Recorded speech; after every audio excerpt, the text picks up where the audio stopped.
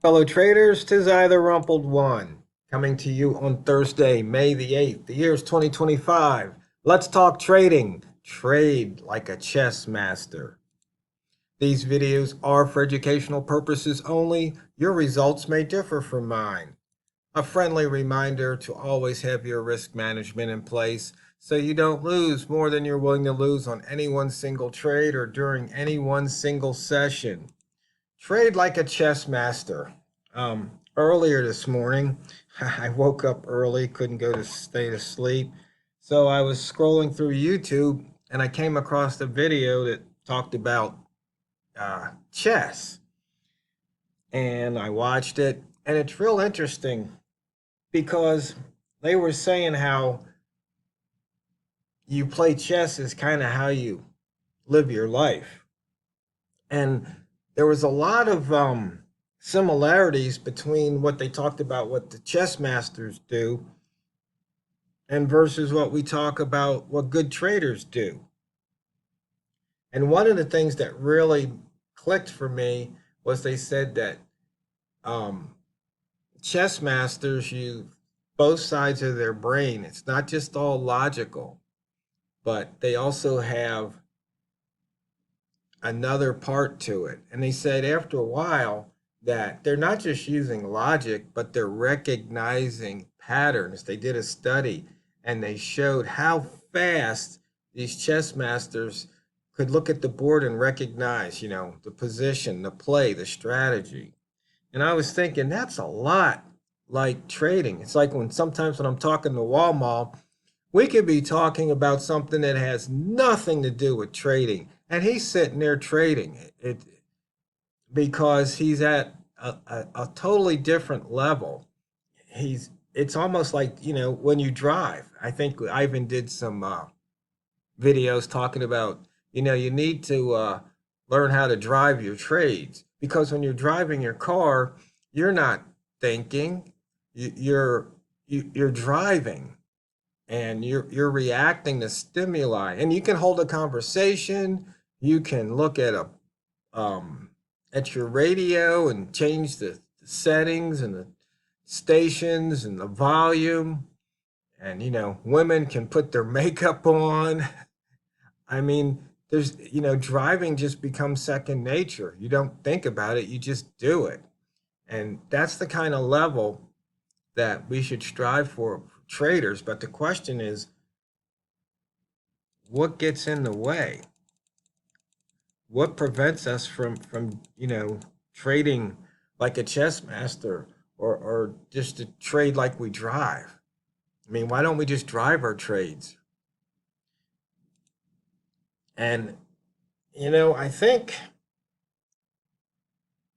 one of the differences is chess, it has rules, has a beginning and an ending, as opposed to trading is just continuous. In fact, I finished a book. I don't know if I'm going to do a book review or a series of videos on it. I'm kind of working on some of the graphics for it. um, the book was What I Learned Losing $1 Million, and it was very very interesting. But we look at these screens, we put up all these different indicators and lines and sometimes squigglies, um, as opposed to just looking at pretty much a blank chart and just trading, what we see. We've got, you know, indications where price was, where price is. And the thing about in chess, you get some instant feedback, just like in trading. You make a move, and all of a sudden, if you weren't paying attention, if you didn't look left, or in trade in chess, it's like if you didn't look at all 64 squares, um, you might all of a sudden your opponent, there's a bishop tucked away in the corner. He comes down and takes away either your pawn or your rook or something because you didn't see it. Same thing in trading. You just have to learn to look at the big picture. So, for example, I've been trading the pound. There was news, And I tell you, I was so kicking myself because I even said it beforehand. Right here, what's this? 47. You know what that is if you've been watching my videos. That's the launch pad. And when that news came out, I said, you know, if this sucker drops down in a launch pad, I should, you know, get in the trade. And sure enough, it dropped in. I don't know. I don't know if I took my eye, I was off the phone, off the screen, or whatever, but I missed that trade. I missed it bad. I mean, we're talking, you know, 60 to 80 pip trade there. Boom. And I missed it, you know. So it's just like you know, somebody playing chess. If they don't look at the entire board, like I said, there was that bishop sitting there in the corner, and you let go of the piece, and bam, it it you lose your piece. And you know, people can get upset over a chess game, but they said, you know, you think you play your opponent, but you play yourself first. You know, do you have control of yourself? You know, you might enter the game with the plan, and then all of a sudden they do something unexpected. You know, do you recognize it? Does it throw you? And then sometimes in chess, just like in trading, the action's really fast. You know, you make a move, your opponent makes a move, then you say, oh, that's what I knew he was going to do that. So then you make a move, and then he makes a move, and then say, oh, yeah, I'm going to do that. And it's like real fast. And all of a sudden, you make a move, and they make a move that you didn't expect. And it's just like, whoa. And then you sit back and you look at the board, and it's like, what's going on? Like, and there was a move like that today before the news.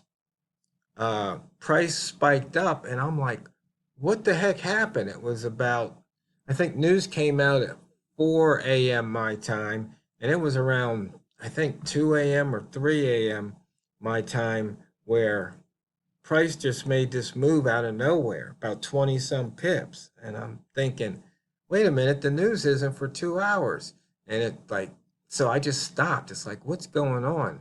Then it's like, you know, I told myself, doesn't matter. The why doesn't matter. In trading, the why doesn't matter. What matters is what I see on the chart. And you have to let that sink in. The why doesn't matter. It's what you see on the chart. So why did price do something? It doesn't matter. All that matters is what do I do? Do I wait? Did my pattern appear? You know, did my trigger appear?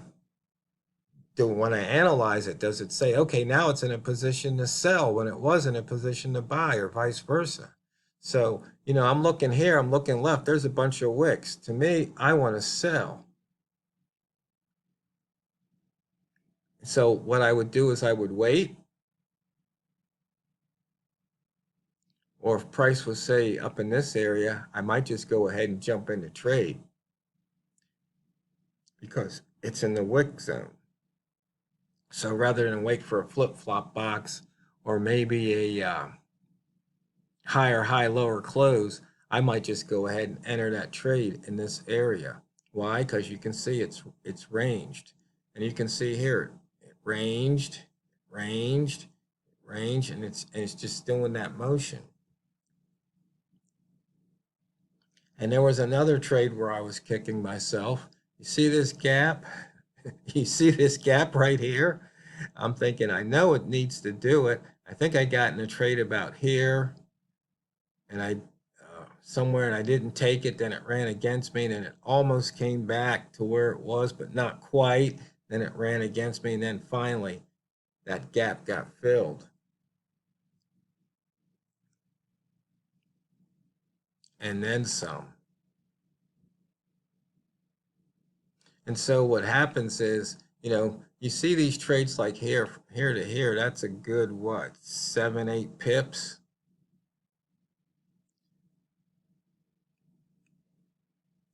Let's see, yeah, it's about, yeah, about 7 pip trade there. And those, it's like you look at those, you lick your lips, and every time you get in a trade, you know, that's probably what you're hoping for, is a nice move like that. Not only could it have been 7, you know, if you, that could have been 15 pips. But the thing is, it doesn't always work out that way. Sometimes it works out this way.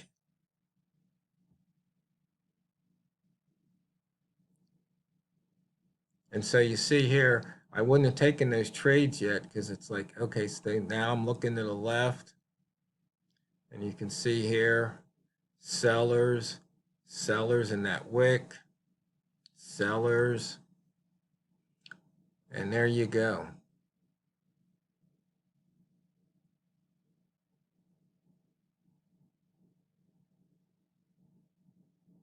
So it's one of those things where you recognize patterns, you recognize position, and you have a strategy in place, just like the chess players. And the thing is, you know, they study past games just like you could study past charts. You know, some people run statistics on it. That's what I do. Some people sit there and actually look at the old charts and mark it up. That's what some people do.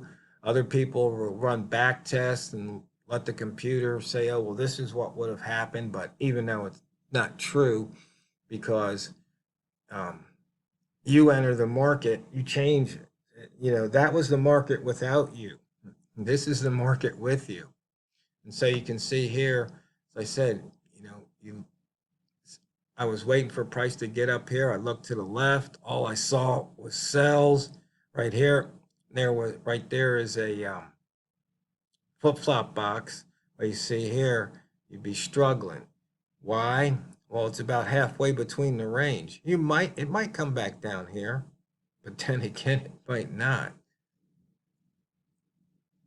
So, you know, one of the things you can look at is, you know, what's price going to do? It's either going to break out or reverse, you know, price action. It's going to make a higher high, a lower low.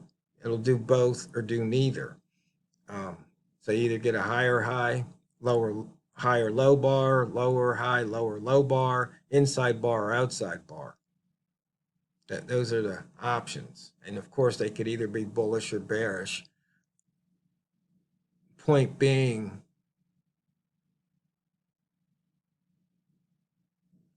is that you recognize that pattern, you have a plan or strategy, a tactic to use.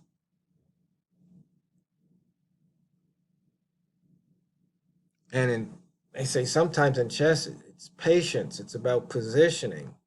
And so in trading, you know, Walmart and I, we really don't like to stay in trades for a long time. I mean, right here, this would be a perfect trade, you know, 1, 2, 3 minutes. Boom, look at all those pips. 1, 2, 3 minutes, you know, 1, 2, 3.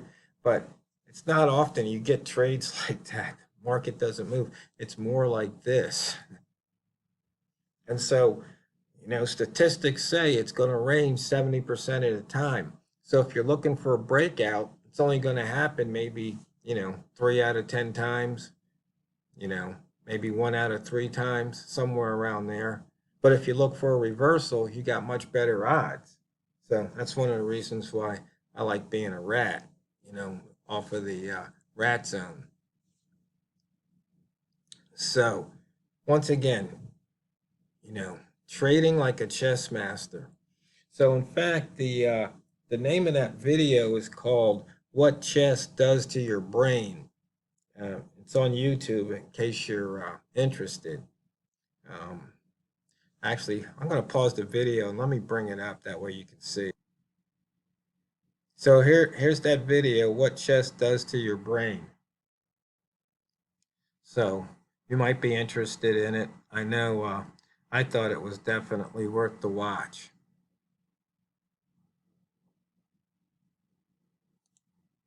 So, fellow traders, that's the fastest 15 minutes trading is once again.